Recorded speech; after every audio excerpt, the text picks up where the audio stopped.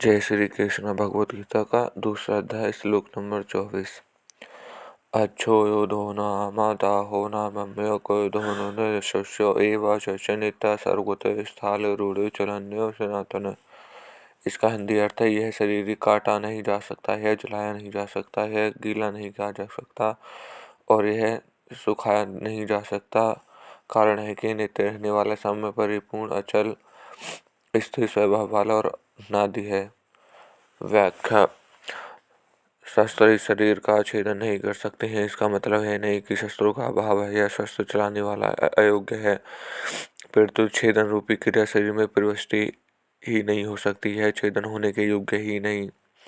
शस्त्र के सिवाय मंत्र, साप आदि से भी इस शरीर को छेदन नहीं हो सकता। जैसे याज्ञवल्क्य के प्रश्न का उत्तर न देने से कारण उनके साप से शाकल्य का मस्तक कटकर गिर गया, इस प्रकार देह तो मंत्रों से, वाणी से कट सकता है, पर देह सर्वथा अछेद है।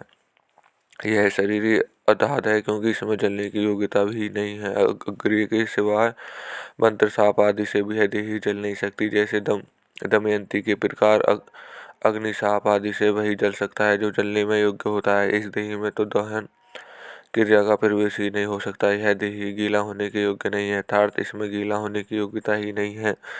जल से एवं मंत्र से, साप, औषधि आदि से गीला नहीं हो सकता। जैसे सुनने में आता है कि माल को राख के गए जाने से पत्थर भी गीला हो जाता है, चंद्रमा को देखने से चंद्रता माड़ी गीली हो जाती है, परंतु यह देही राग, रागनी आदि से गीली होने वाली वस्तु नहीं है। यह देशी अशुद्ध वायु से इसका शोषण हो जाए, यह ऐसी वस्तु नहीं है क्योंकि इसमें शोषण क्रिया का प्रवेश ही नहीं होता। वायु तथा मंत्र में साप, औषधि आदि से यह देह सूख नहीं सकता। जैसे अगत्य शरीर समुद्र का शोषण कर गए, ऐसे इस देह को कोई अपनी शक्ति से शोषण नहीं कर सकता।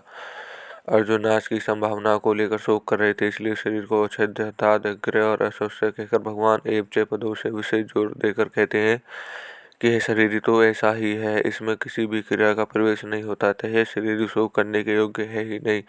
यह देह नित्य निरंतर रहने वाला है, यह किसी काल में नहीं था और किसी काल में नहीं रहेगा, ऐसी बात नहीं है, किंतु यह सब काल में नित्य निरंतर ज्यों का त्यों रहने वाला है। यह देही सब काल में ज्यों का त्यों रह सकता है, यह तो किसी देश में रहता है। इसके उत्तर में कहते हैं कि यह देश संपूर्ण व्यक्ति, वस्तु, शरीर आदि में एक रूप से विराजमान है, सर्वगत है, तो कहीं आता जाता भी नहीं। इस पर कहते हैं कि यह देह स्थिर स्वभाव वाला है, अर्थात इसमें कभी भी यहाँ और कभी वहाँ इस प्रकार आने जाने की क्रिया नहीं है, स्थिर स्वभाव वाला है, कहीं आता जाता नहीं।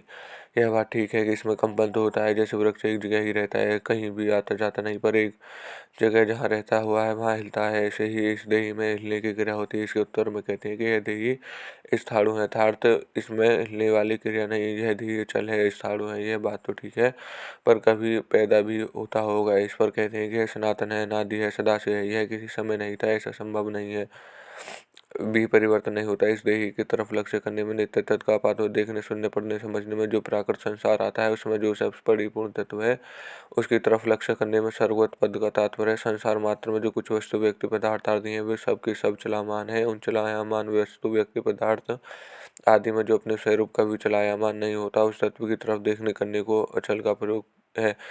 प्रकृति और प्रकृति के कार्य से संसार में प्रतिक्षण क्रिया होती रहती है, परिवर्तन होता रहता है। ऐसे परिवर्तनशील संसार में जो क्रिया रहित, परिवर्तन रहित, स्थायी स्वभाव वाला तत्व, उसकी तरफ लक्ष्य करने में स्थाणु पद का तात्पर्य मात्र प्राकृत पदार्थ उत्पन्न और नष्ट होने वाले, तथा वे पहले भी नहीं थे, पीछे भी नहीं रहेंगे, परंतु जो न उत्पन्न होता है न नष्ट होता है और जो पहले भी था और पहले भी हरदम रहेगा, उस तत्व की तरफ लक्ष्य करने को सनातन तत्व का उपयुक्त पांच विशेषणों का तात्पर्य है कि शरीर संसार के साथ तादात्म्य होने पर भी, शरीर की भाव का अलग अलग अनुभव न होने पर भी शरीर नित्य निरंतर एक रूप, एक रस रहता है। परिशिष्ट भाव स्वयं देहगत नहीं है, परंतु सर्वगत है, ऐसा अनुभव होना ही जीवन मुक्ति है। जैसे शरीर संसार में बैठा हुआ है, ऐसे हम शरीर में बैठे नहीं हुए, शरीर के साथ हमारा मिलन कभी हुआ ही नहीं, होगा ही नहीं, हो सकता ही नहीं। शरीर हमारे से बहुत दूर है, परंतु कामना, ममता, तादात्म्य के कारण हमें शरीर के साथ एकता प्रतीत होती है। वास्तव में शरीर को शरीर की जरूरत है ही नहीं, शरीर के बिना भी शरीर मौज जैसे रहता है।